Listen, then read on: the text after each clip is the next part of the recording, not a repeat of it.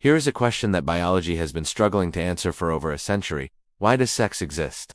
Not in the cultural sense, in the evolutionary sense. Because when you actually examine the mathematics of sexual reproduction versus asexual reproduction, sex looks like a terrible strategy. An asexual organism passes 100% of its genes to every offspring. A sexual organism passes only 50% of its genes to each offspring, because the other 50% comes from a partner. From a purely genetic accounting perspective, asexual reproduction is twice as efficient. Every asexual organism produces twice as many copies of its own genes per generation as a sexual organism of equivalent fertility, and yet sexual reproduction evolved, and persisted, and became the dominant reproductive strategy among complex multicellular life on Earth, despite its mathematical disadvantage. Understanding why that happened, and whether the same forces would operate on another planet, is what actually determines whether alien life would be sexual or asexual, and the answer is considerably stranger and more interesting than the question. The problem was serious enough that evolutionary biologist John Maynard Smith called it the queen of problems in evolutionary biology. He was not using queen as a metaphor for importance alone. He was referencing a specific theory that has since become the leading explanation for why sex exists and persists despite its costs. That theory is called the Red Queen hypothesis, named after the character in Lewis Carroll's Through the Looking Glass who runs as fast as she can just to stay in the same place. The hypothesis was formally proposed in 1973 by evolutionary biologist Lee Van Valen. And its core argument is this: the environment that matters most to an organism's survival is not its physical environment, the temperature, the rainfall, the chemistry of the soil. The environment that matters most is its biological environment, specifically, its parasites. Parasites evolve. They evolve to exploit the specific molecular machinery of their hosts. A population of identical asexual organisms is a feast for any parasite that can crack the lock of one individual's defenses, because cracking one means cracking all of them. Every individual is the same key. Sexual reproduction constantly remixes the lock. Every generation, the specific combination of immune proteins, surface molecules, and defense mechanisms is reshuffled. A parasite that successfully exploits today's common genotype finds tomorrow's population already shifting away from it. Sex is not primarily about adaptation to the physical environment. It is about staying one step ahead of the biological arms race that parasites and pathogens are constantly running. The evidence for this comes from some of the most elegantly designed experiments in evolutionary biology. Researchers compared sexually and asexually reproducing populations of the same species under identical parasite pressure and found exactly what the Red Queen predicts. Sexual populations maintain higher genetic diversity. They shift away from parasite exploitation faster. They survive parasite pressure that drives asexual populations to extinction. A famous study compared sexually and asexually reproducing fish of the genus Poecilia, living in the same environments, in Texas. The sexually reproducing fish showed faster resistance evolution against shared parasites. The asexual fish, genetically uniform within their population, were more vulnerable to parasite exploitation at the population level, even when individual resistance was comparable. Now here is where this becomes directly relevant to the question of alien reproduction. The Red Queen hypothesis does not say sex is universally better. It says sex is better specifically when parasites are present and evolving. And whether a planet's biological ecosystem includes parasites is a question that depends entirely on the history of life on that world. On Earth, parasites are ubiquitous because life has been evolving for 4 billion years, producing an ecosystem of extraordinary complexity in which every organism is simultaneously food, host, and potential resource for multiple other organisms. The parasitic relationships that drive the Red Queen are a product of that 4 billion year history of coevolution, a world where life is young, or sparse, or where the ecology is simple enough that parasitic relationships have not had time to develop, would present a completely different evolutionary landscape for reproduction. The pressures that made sex advantageous on Earth might not exist, and without those pressures, the 50% cost of sexual reproduction would be a burden rather than a bargain. Natural selection would favor the asexual route. This is not speculation. It is the conclusion of peer-reviewed research published in Astrobiology. A paper co-authored by Corrine van Donink and published in Astrobiology argued directly that extraterrestrial life under conditions different from Earth might be dominated by asexual reproduction. The paper noted that asexual organisms do equally well or better in harsh, stable environments, and that plants reproduce mainly asexually in space conditions, while sperm production and motility in some vertebrates are measurably reduced in microgravity. The paper's conclusion was that the link between extreme environments and asexual reproduction is strong enough that life on worlds with extreme, stable environments might evolve toward asexuality as a dominant strategy,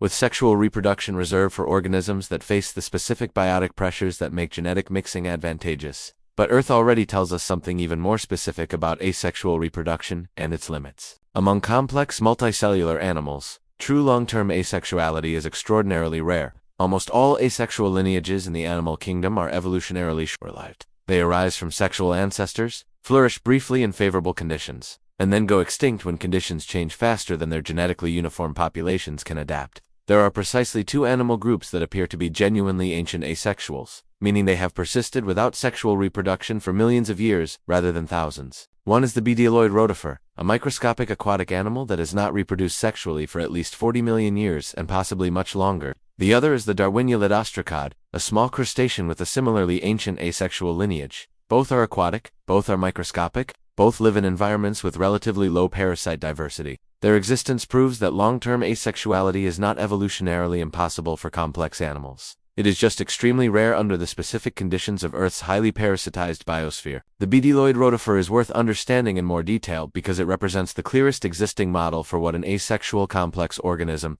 actually does to survive without genetic mixing. Bdelloid rotifers have solved the genetic problem of asexuality through a completely different mechanism. They are capable of extraordinary DNA repair following desiccation. When their environments dry out, bdelloids can survive complete dehydration, entering a state called anhydrobiosis, in which all metabolic activity ceases. When they rehydrate, they repair extensive DNA damage that the desiccation caused, and in doing so, they incorporate fragments of foreign DNA, from bacteria, from fungi, from plant material, from the environment around them. They gain genetic diversity, not through sexual reproduction but through a process called horizontal gene transfer, absorbing genetic material from completely unrelated organisms during their repair process. This is so unusual that when researchers first characterized it, there was genuine debate about whether it was a real phenomenon or an artifact of contamination. It is real, and it represents an alternative solution to the genetic diversity problem that sex evolved to solve. One that does not require a partner, does not require the mechanics of reproduction, and does not impose the 50% cost. Now here is where this opens into the genuinely alien possibilities that the question of extraterrestrial reproduction suggests. Sexual reproduction as practiced on Earth is not a single strategy. It is a category containing an enormous range of specific mechanisms. Some organisms are simultaneously male and female, hermaphroditic, capable of reproducing with any other member of their species, or even with themselves when no partner is available. Others have more than two sexes. The slime mold Physarum polycephalum has more than 700 different mating types. The fungus Schizophilum commune has over 20,000 genetically distinct mating compatibility types. Two sexes is not a law of biology. It is one common solution to the problem of genetic mixing, and it is common partly because it is mathematically efficient for the specific ecological conditions that prevail in most of Earth's habitats. Evolutionary biologist Dr. Sarah Otto has suggested that hermaphroditism might actually be the most likely reproductive strategy for a mobile alien species, combining the genetic benefits of sexual reproduction with the logistical advantage of being able to reproduce with any encountered individual rather than requiring a member of a specific complementary sex. For a species evolving in a sparse environment where population density is low and encounters with other individuals are infrequent, hermaphroditism solves a problem that the male-female system creates. If only half the population can fertilize the other half, low encounter rates become a serious reproductive bottleneck. If every individual can reproduce with every other individual, the same low encounter rate produces twice as many successful reproductive events. And then there is the possibility that an alien species, particularly one that has evolved intelligence and the capacity for intentional biological engineering, might have moved beyond any of these natural reproductive strategies entirely.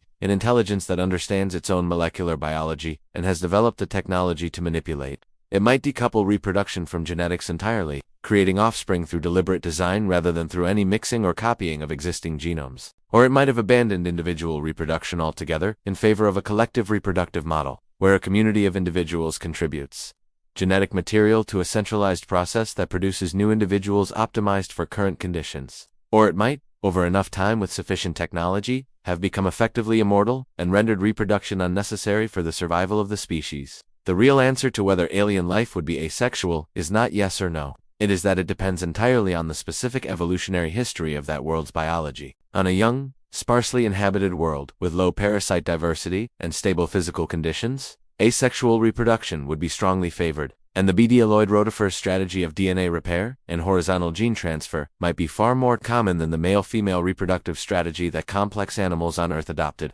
On a world with a rich, ancient, parasitized biosphere comparable to Earth's, the Red Queen would apply its same evolutionary pressure, and some form of genetic mixing between individuals would emerge for the same reasons it emerged here. On a world whose dominant organisms had evolved intelligence and biotechnology, the question might be entirely moot, because the species in question might have taken control of its own reproduction in ways that make the natural evolutionary logic irrelevant. What the evidence from Earth most clearly establishes is that there is no single correct answer to the question of how life reproduces. Earth alone contains binary sexes, hermaphroditism, 700 mating types, 20,000 compatibility types, long-term asexuality in microscopic animals, seasonal switching between sexual and asexual strategies in the same organism, and the complete horizontal gene transfer of the bdelloid rotifer. A universe with trillions of planets and billions of years of evolutionary history is not going to converge on one of these strategies and call it universal. It is going to explore the full space of what reproduction can be, constrained only by the physics of information copying and the ecology of each specific world. Whether any of that exploration produces anything recognizable as sex in the human sense is a question the universe has had billions of years to answer in billions of different ways. And we have barely begun to see the range of answers it is capable of producing even here, on the one world we know anything about.